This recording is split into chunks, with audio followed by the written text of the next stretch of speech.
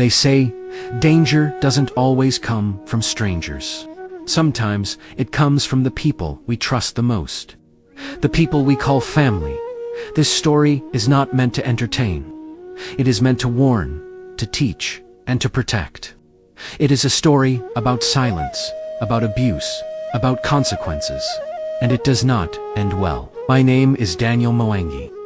I was 31 years old, a secondary school teacher living in Nakuru, Kenya. Among my relatives, I was known as responsible, educated, and reliable. My sister trusted me completely. Her daughter, Akeni, was 15 years old, preparing for her KCPE results after struggling the previous year. Her parents believed extra tutoring would help her regain confidence. They asked me to help. Every weekday evening, some weekends, books, revision, practice papers. They even paid me monthly. What they gave me, however, was more than money. They gave me their child. I wish I could say evil appeared suddenly. It didn't. It crept in quietly, through thoughts I should have rejected immediately. The moment my mind changed, I should have ended the lessons. The moment I felt temptation, I should have spoken to her parents. I did neither. Akini began to change. She became withdrawn, quiet, uncomfortable around me. She skipped lessons some days, claiming headaches or sickness. I noticed, and instead of protecting her, I protected myself.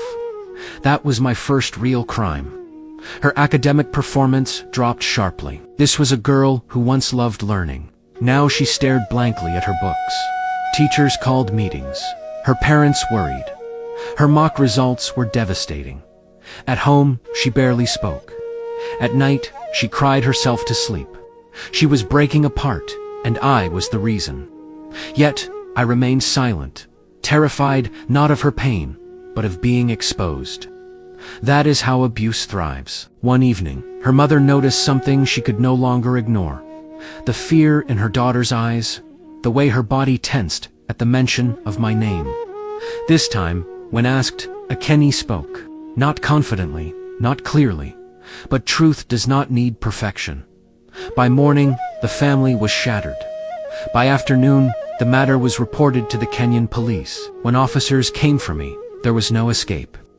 I was arrested in front of my family.